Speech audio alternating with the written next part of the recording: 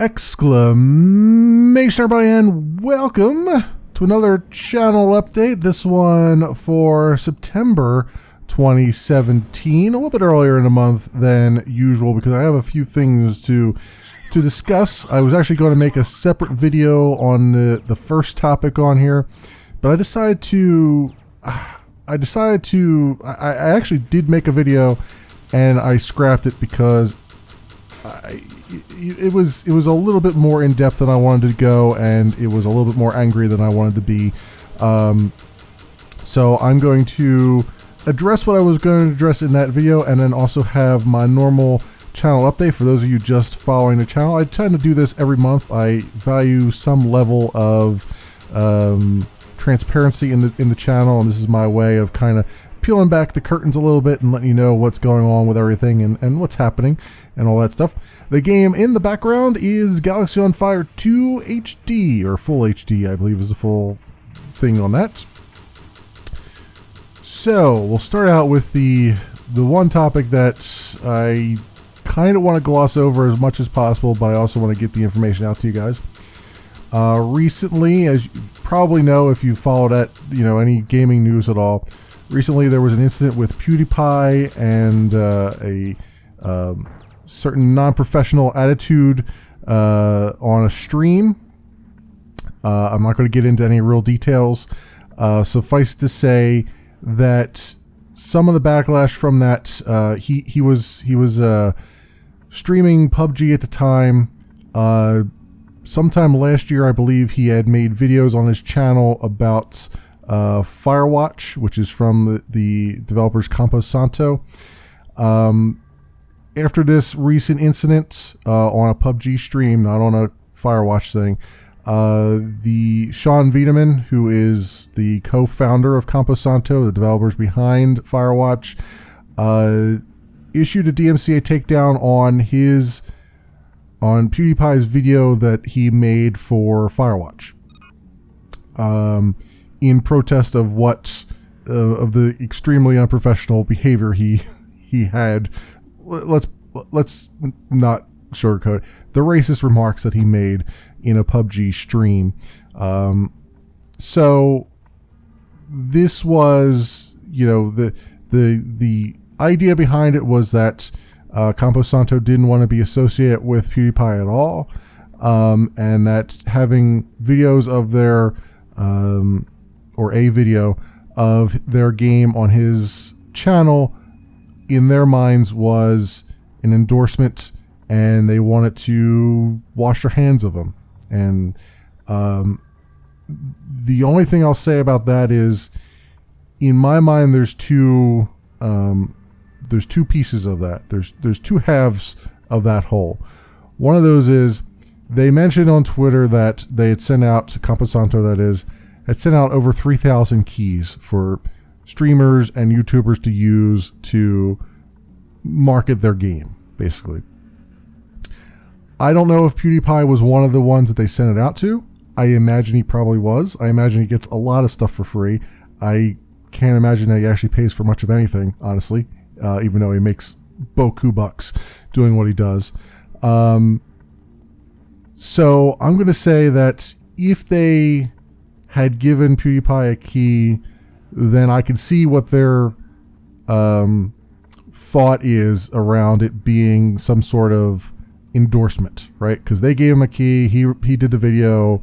So in their minds, I would say, yeah, it probably was some kind of endorsement, and they want to wash their hands of them because of his recent, spat. That I can actually understand. If it was more of a situation where, say, that I find myself in, where I did videos of Firewatch, but I didn't get a key, I just bought the game myself and I played it, I don't consider what I've done to be a endorsement of the game, because I went and purchased it myself, and that's that. Like, the developers didn't really have a say in that. They didn't really have a hand in that, right? It was just me going out on my own, buying a game and making a video of it and saying, hey, this is this is a game and I kind of like it, and here's why I kind of like it, and all that stuff. It was not necessarily the devs looking for an endorsement, I guess, is from the perspective of the devs anyway, in my opinion. That's pretty controversial, and I can imagine that there's many different opinions on that. What I want to say, though, is that this is the kind of discussion that needs to be had, but it's the kind of discussion that can't be had on the internet as it exists today. Mostly because the reasonable people like myself, when encountered with a situation like this, we have a tendency to just say, you know what, not touching it with a 10-foot pole. Just going to go about my business and do other things. So you don't really get reasonable people talking about this. You get most of the hotheads and the unreasonable crowd going at each other on it. And so it's not something that in the current state of the internet I feel you can have a very good informative discussion on. So that being said, and with that being said, plus with the recent history that I've had with DMCA stuff, and the knowledge now that any rogue individual can go, associated with a developer, can go off and create a swath of destruction on YouTube, namely this Alex Maurer thing with all the DMCA takedowns and all that stuff. Having, if that stuff hadn't happened, if the Alex Maurer stuff hadn't happened, I would have just kind of looked at this incident and went, whatever, and shrugged my shoulders and just kept on going. But because that has happened, I have taken steps to, because we're in this post-Alex Maurer world, I've taken steps to protect myself. Namely, I've decided that I want no parts of the discussion. I have basically noped my way out of the discussion. I want to remove myself from the equation. I want to exit stage right, all that stuff. Just in case there is an outside chance, a very minor, tiny chance that, the devs of the Camposanto devs or people associated with them might go off and start saying, well, we're going to start policing more stuff on the internet. I don't think it's actually going to happen, but there's that outside chance, and with the Alex Maurer stuff that happened, I just don't even want to be in that equation. So very quietly, I went and deleted all my Firewatch videos on the channel. This is not me saying that I'll never play a Camposanto game again on the channel. I may very well do it. It's just that I don't want to be part of the conversation that's going to happen with Firewatch. I feel like this is something that I just want to kind of step away from and not deal with. I don't want them to suddenly turn around. Here's the thing: they put a statement on their site that's like, "Hey, streamers, hey, YouTubers, we love you. Come here, just go ahead and do it. You got blanket permission to go ahead and make videos and stuff." And then they turned around and did this thing, and it's like, yeah, I can't trust what's on that website anymore. So I'm like, you know what? With all the recent stuff that's happened, I'm just going to remove myself from the firing line. I'm out. I have noped my way out of the whole thing, which doesn't hurt Camposanto at all. I'm such a small YouTuber; it doesn't really matter to them. It actually hurts me more than it hurts anybody else. The one notable thing about my playthrough of Firewatch, it was 5 videos. I did them last year in 2016, I think February of 2016. And of all the series that I've done, of all the full playthroughs I've done, that's the only one where every episode had at least 20 views and 4 likes. I occasionally get like 4 likes on a one-off video here and there, but never on an entire series of videos. So that series, that Firewatch series that was on my channel, actually was helping my channel out a lot. It had a lot of watched minutes. It had, engagement and everything else. And I just went and pointed a gun at my foot and pulled the trigger. I just deleted all those outright, and that's gone. It can no longer help the channel. I feel like that was the correct thing for me to do based on what has happened recently with all the, with the, I had to delete the River City ransom video because there's still, Alex Maurer still issuing DMCAs on that, and the Star Mazer stuff. Given that those things hit me and hit a lot of other people very recently, and it's very prominent in my memory, I was like, I'm removing myself from this equation. That's all that this is me doing. This is not me giving a ringing endorsement to anybody. This is not me making some kind of political statement or anything like that. This is just me saying, I want no parts of this. So see you bye. It's not a boycott. It's not, I'll still play their games. I might still record their games.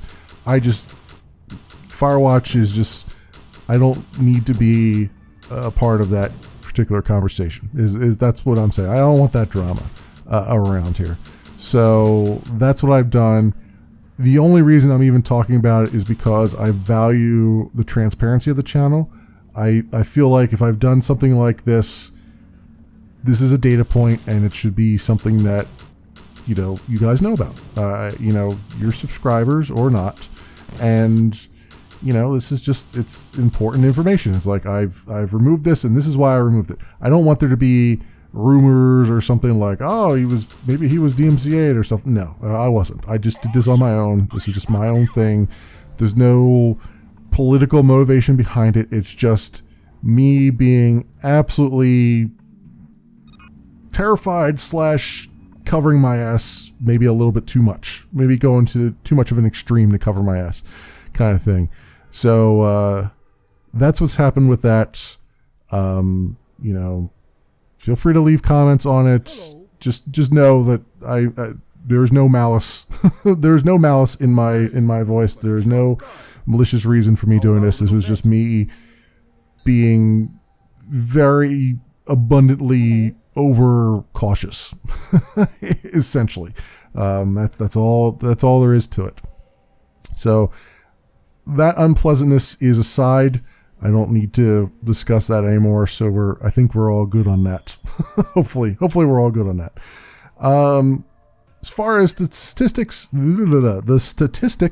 of the channel, last month's update, we had 118,056 as far as total channel views. We're up to this month 120,349. So continuing the growth at the rate I would expect, honestly.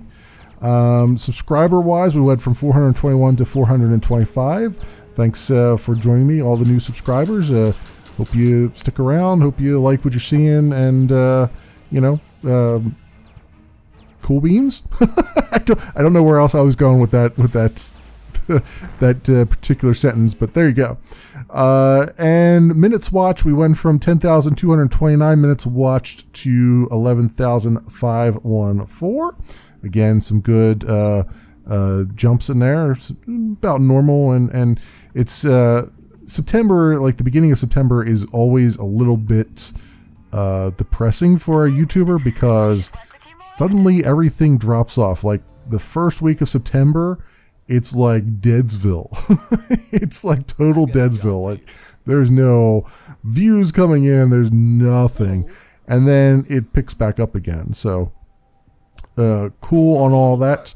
As far as the number of videos, I went from 2,179 total videos on the channel to 2,206 this month. And Mixer, our live streaming service over there, I went from 2 follows to 4. So we doubled the number of follows over there. And I've been playing, I'll talk about what I've been playing over there and what's been going on. But last month I had recorded 7 hours of gameplay over there. And this month, from August the 23rd till September the 17th, it's another 10 hours on top of that. So I had a a goal set up, and I have it written down here somewheres. My goal, I think, was 400 hours. 400 hours of streaming is what I'd like to do at some point in the future. I don't have any end date for it. It's not like 400 hours in a year or anything like that. But we're now up to 17 hours and counting between the 2 months that we've had here. So very good stuff. I'm going to talk about this week now, because it's been a little bit of a rough week just for me. Most of the videos, in fact, the majority of videos you've seen this week were ones that I recorded last weekend, before it just got crazy around here. I've been, just kind of a little personal side note, I've been trying to get contractors in to do, stuff for the house. Like, I need new windows and a front door and a few other things on the house. I've needed them for a while, and I'm finally able to kind of pull the trigger on that. But in my normal due diligence self, I went to a home show that was near me recently, and I went there because I had tried to get a contractor out to give me an estimate on windows before, and I had a time set up with them and everything, and then they never showed up. Like, it's weird. It's like, you would think that someone who wants your business would show up for things, but like, apparently contractors are like hit or miss. Like, they'll either show up or they won't. And they won't give you any reason why they didn't show up. They'll just blow you off. And that's what I got. I got the cold shoulder. So I thought, if I go to a home show, they can't run away from me. and they'll probably show up. And I was actually correct. They did not run away from me. In fact, they ran towards me in droves. I ended up with I'm not a very assertive person, especially in person, because I'm a little bit, as much as I hate to use the word, I'm a little bit shy. So when you get these assertive people who are very outgoing and are like, come here, let me show you this thing, carnival barker kind of thing, I can't help but engage with it. So I ended up with, I had 7 contractors come out, which is probably 5 more than I really should have done. But I wanted to be, since it's the first major project I've done to the house, I wanted to be absolutely certain that I had all the data. So it's like, I want to get all the windows replaced, and I want to get a door replaced. So I was like, let me get someone who just does doors. Let me get someone who just does windows. Let me get someone who does both. Let me get a couple of them that do both, and let me get like a whole range of data, and I can collect all this data up, and I can make the best decision and all that stuff. The problem with that is sitting through the sales pitches, and especially after you've had a long day of work. Like I had them literally set up I had one contractor come in every single day of the week. I had one last Saturday. Last Saturday I went to the home show. Last Sunday, Monday, Tuesday I actually gave myself off, which was fun. Monday, Wednesday, Thursday, Friday, yesterday, Saturday, today, Sunday when I'm recording this, and that's it. So I've met with one a day, and let me tell you, after a while you're like, okay, I think I done something wrong here. I feel like I've overdone this. I feel like I have far more data than I really needed. But that said, I was able to really gather up. I was able to make what I think is the best decision I can make. Like once I had someone come in that was like completely down to earth, not trying to sell mud to a pig, that kind of thing. It was fantastic. It was like night and day. I had there was one contractor that came in. They were obviously a salesman. They were obviously looking for a commission, and they were just like, you want to get a contractor that you want to get a salesman to a point where they're just pissing you off. Tell them that you're not going to give them an answer tonight. That's what I found out. Like, I told them straight up, you're not getting an answer tonight. And they argued with me for over half an hour on that point, to the point where I'm a fairly reasonable guy, but I was about ready to just chew the guy a new one. Like, I was ready. I was like, you're going to get the F out of my house right now. I didn't do that. Thankfully, he relented before I had to do that, but it was at that point. So I'm not a hard sell kind of person. I'm like, when I have a stubborn streak. When I tell you something, I mean it. If I tell you you're not getting an answer tonight, you're damn straight not getting an answer tonight. So that ended up actually tiring me out more than I thought it would. Like, I thought, all right, they'll come for about an hour, I'll get it done, and then I'll sit down and do some recording. Well, what ended up happening was, yeah, they were done in about an hour, some of them 2 hours, and I would go sit down and record it, and I was just beat. I was just completely out of it. So I could not really record anything this week at all. So now this weekend, though, I've been able to get a bunch of stuff done, and I feel like this week now I've made a decision on who I want. So I should have a much easier week of it. I should be able to sit down and actually get back to recording and stuff. So everything should be good now. I just wanted to kind of explain why last week I was like, it was almost Deadsville around here. There were still videos going out and stuff, but you weren't seeing any of my normal series going out or anything like that, because I was just out of it. Like, I was so out of it, I sat down and, like, I was going to, edit some old footage that I had around, and I just couldn't do it. As I started to edit things, I would just fall asleep. It was just bad news. So hopefully I'm beyond all that stuff now and back. Got my brain, my head back in the game, as it were. Speaking of side quests, we're continuing on with that. Trying to do one per day during the week at least. And I've got a couple that I've recorded yesterday and today. I should have enough almost for the week. There's one more I'm working on that I'm trying to get a lot of footage for. I decided about an hour into a recording of 3030 Death War Redux, I decided that I wanted to play more of the game and then come back and do more video. So I'll probably edit 2 sessions together and show you a little bit later into the game than what I got, because it's a very slow game. Like, it takes you a while to get to a point where stuff is happening and you're starting to see, like, the different systems and everything else.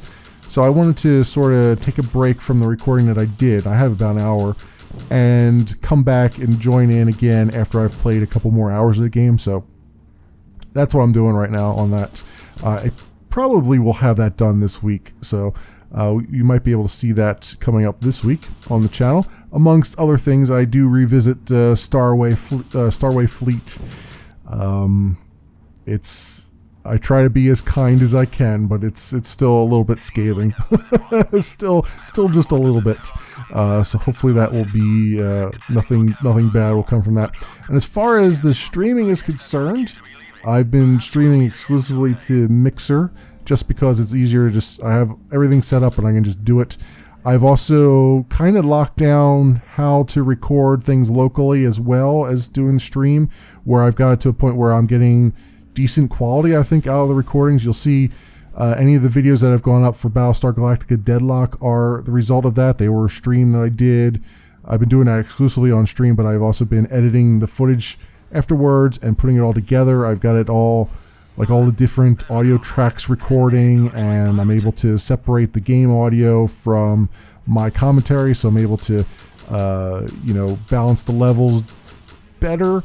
I found a weird thing where, for some reason or another, my commentary audio is very, very low. I've had to increase the volume on it, and it's not very low on the stream. It's just very low when it gets recorded, and I don't know why that is.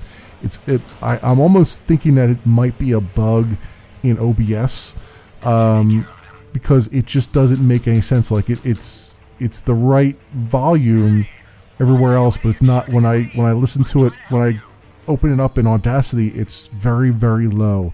So I've been compensating for that as much as I possibly can. That might be the only thing that sounds kind of off and weird. I'll see how I can work with that. I'll keep working with it to see what I can do. I'm actually thinking of doing it in such a way that I have two instances of OBS running, where one is just doing the recording and the other one's just doing the live stream. And I want to do that because I am going to reintroduce at some point in the future. I don't know when I'm going to do it. I'm going to reintroduce the face cam. I've got an LED light finally that I can shine onto the green screen so that it shows up better, and when I do the chroma key, it's a lot easier. You don't see all the blurriness in the background. So I'm going to get that set up together, and then what I really want to do, my ultimate goal is to make YouTube videos that look like YouTube videos and make streams that look like streams. So in other words, put the face cam and all that stuff, maybe even the chat and stuff on the stream, on the VOD, and leave that stuff out of the YouTube video, and instead just have a regular YouTube video, make it look as close to something that I've recorded locally like this as I possibly can. So those are my goals. I want to see, hopefully, it's going to take me a while to get there, because I'm trying to tweak just a little bit at a time, because I'm trying to change only like one variable at a time, so that if something goes wrong, I know exactly what I changed, and I can go back and I know exactly what it's doing. So it's going to take me a while to tweak it to the point where I think everything is really good, but we're getting there. So hopefully soon you will see the fruits of that. I mean, you're already sort of seeing the fruits of that, but I'm talking more of those who tune in to the live stream. You'll probably see more of the fruits of that. And I apologize. One of the downfalls of live streaming for me is that I only really have one time that I could do it, and that's after about 8 p.m. Eastern time during the week, because obviously I work during the week, so I can't just do it at a time that's convenient for other people in the world. The VODs do stay up on Mixer for 14 days, and then they are automatically deleted. So if you've missed something and you want to see the VOD, by all means, go ahead over to mixer.com/memoryleakdeath and look at the VODs over there. Everything that is in VOD form over there so far will eventually make its way to YouTube, but it'll make its way to YouTube in an edited form. So if you want to see the unedited stuff, feel free to head on over there for that. I'm particularly thinking of Ages of Mayhem. Ages of Mayhem, I am severely editing. That's why you haven't seen another episode of that yet, because I'm editing out a lot of stuff from that, because there was a lot of kind of filler and BS and things that I thought were making a difference but actually weren't in the story and in the world, that kind of thing. So I'm gonna butcher a little bit of Battlestar Galactica Deadlock. Not as many edits, mostly just keeping it down for time, just trying to keep the do at least one mission per episode. So that's relatively intact, that one. So that's where I'm going with that.